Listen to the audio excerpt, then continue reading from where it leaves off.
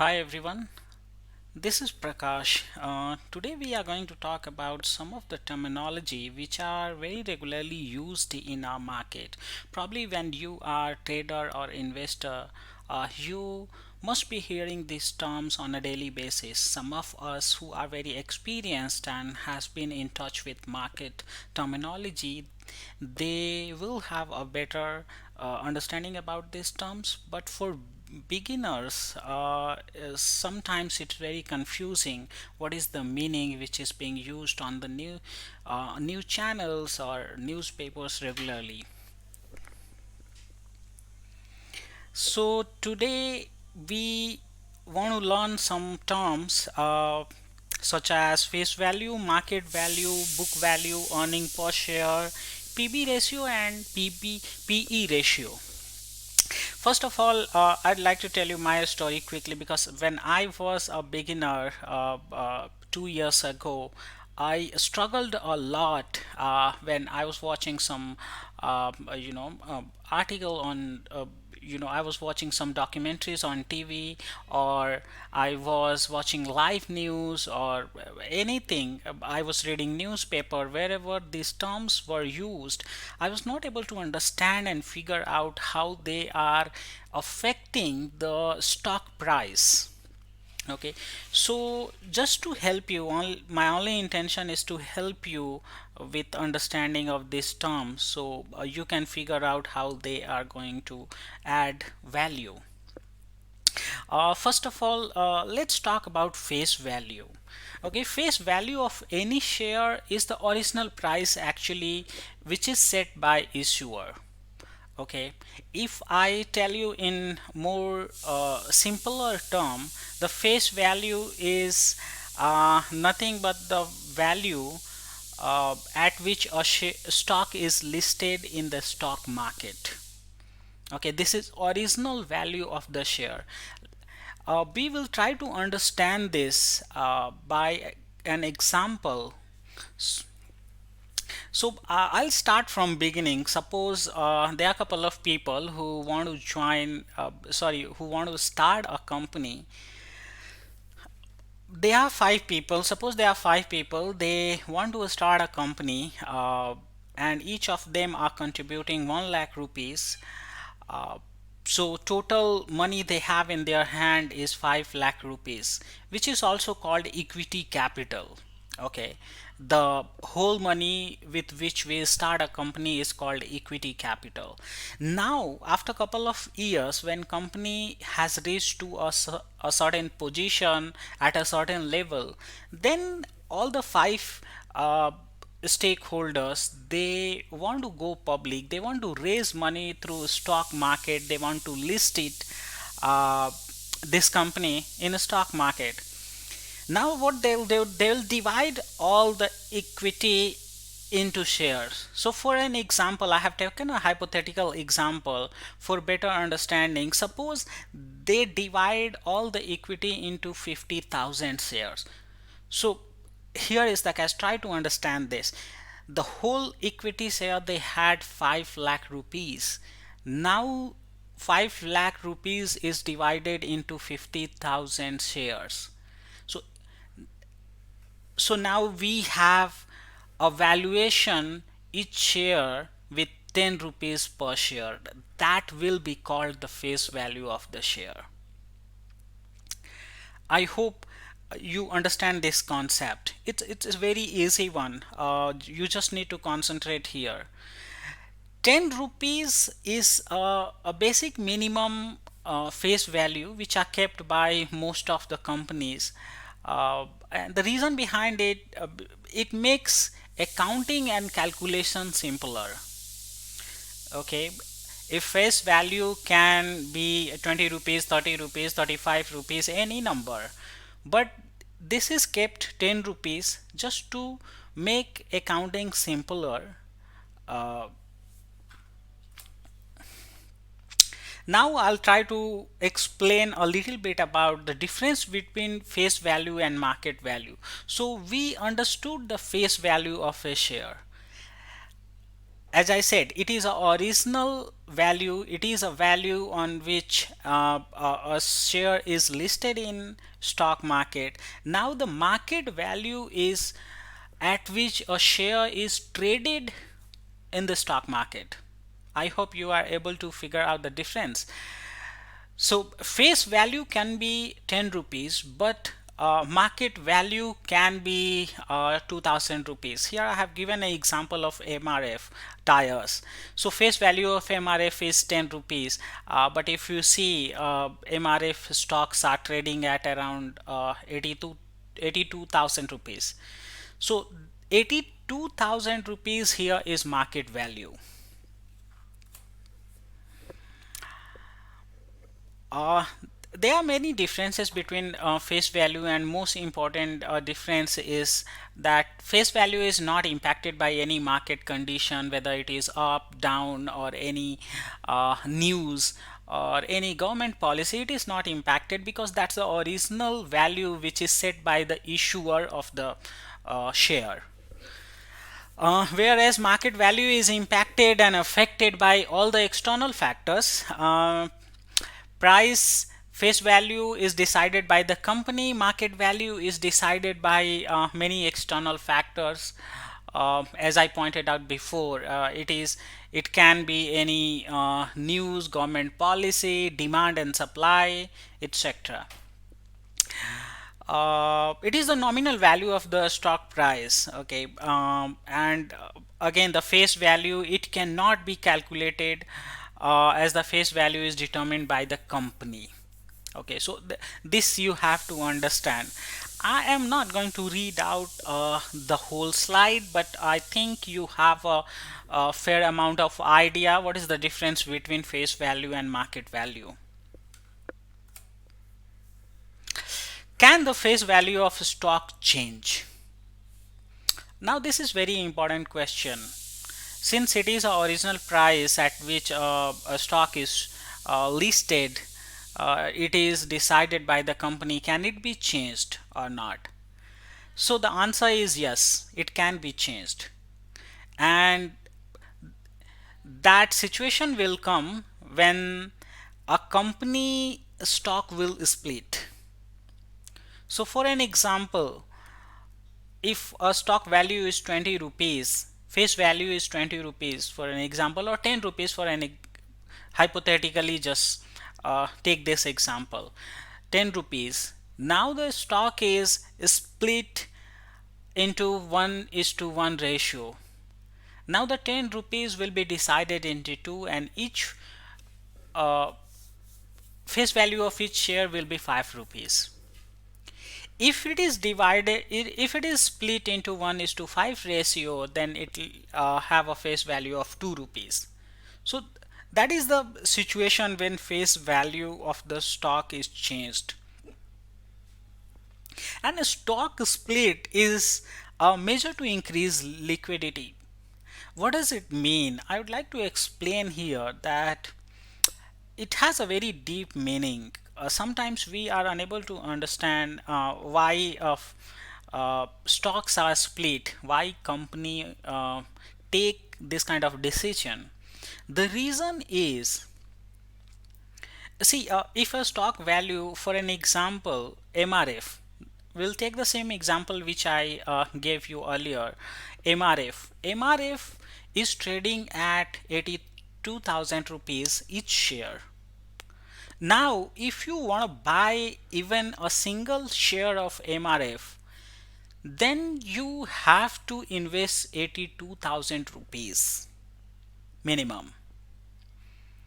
Think about it. You need to have that 82,000 rupees. But if it is split, suppose if it is split by 1:1 ratio, then it becomes 41,000 rupees each share.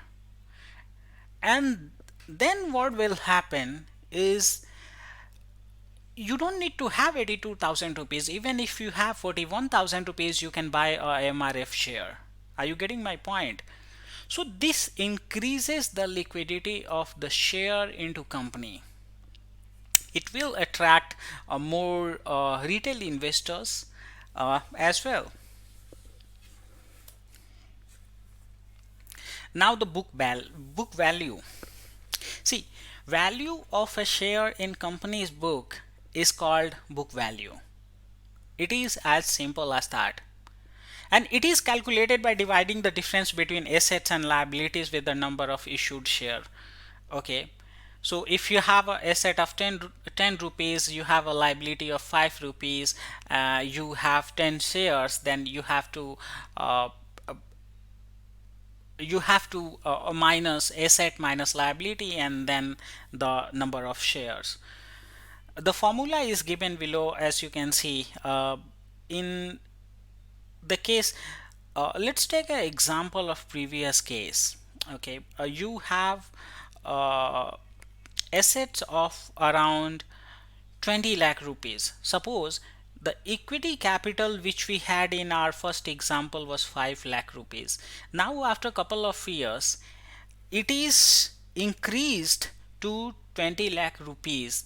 Company has performed really well, all the stakeholders worked really hard, and because of that the total assets of the company has now is 20 lakh rupees.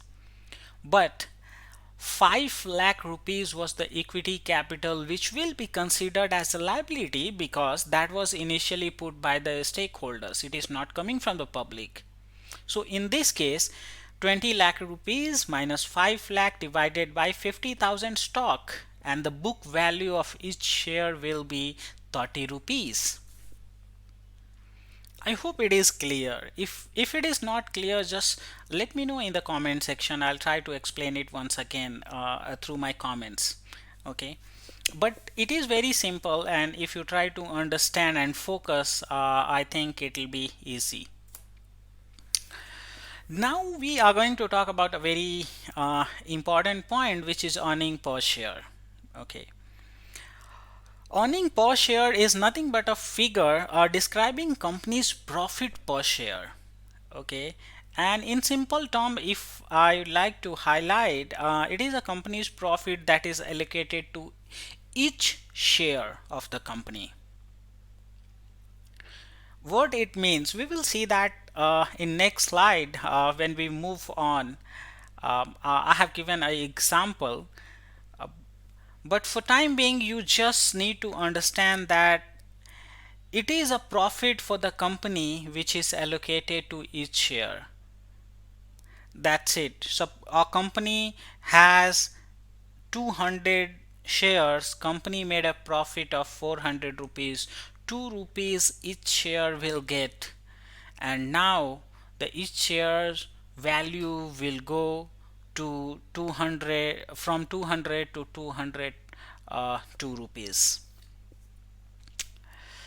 It indicates the profitability of the company. Of course, as I said, company makes money, company makes profit, and then it is allocated to all the shares. It is calculated on quarterly or annual basis, so there's no hard and fast rule that EPS should be calculated on quarterly or annual basis. It depends on company.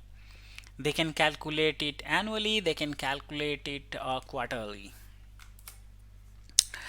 This is a simple formula which defines the EPS, which is net income minus dividend payment divided by weighted average share outstanding.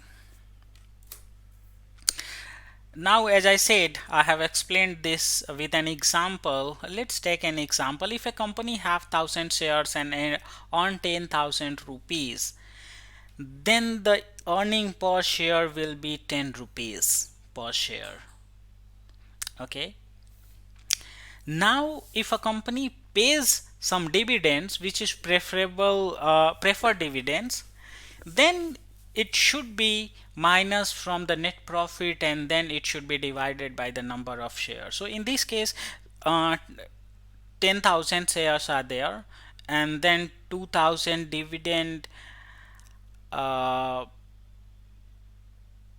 sorry, company made 10,000 rupees as a net profit. They decided to distribute 2,000 rupees as a preferred dividend, And then our EPS would be 8 rupees per share. I hope you understand it.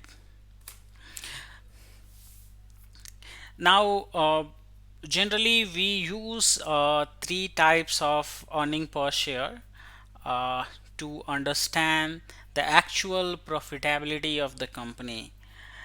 uh, and it's a very broad category which is used. If you go in deep, there are many other categorization as well, but broadly it is categorized into three: trailing EPS, current EPS, and forward EPS. As it is written here, trailing EPS is entirely based on the previous year's figure. Current EPS is a current projection, and forward EPS is for future projection.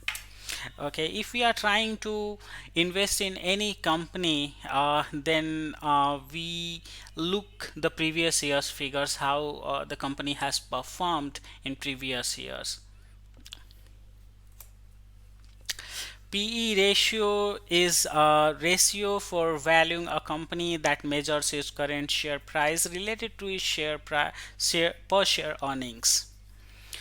Okay, so this one is also one of the very important methodology to measure companies' performance.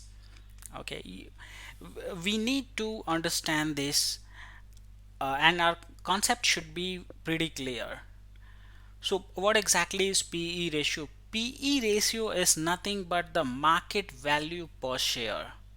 Okay, market value per share divided by earning per share. Okay, a market value, as I explained earlier, market value is the value at which that share is traded in the market, the price at which you can buy a share. And the earning per share, just a couple of minutes ago I explained earning per share. So you need to divide that uh, market value from earning per share, and then you will get the PE ratio. It is one of the most important method to measure the company's performance. And most of the investors, when they are tracking any stocks, they always watch for PE ratio of that particular stocks.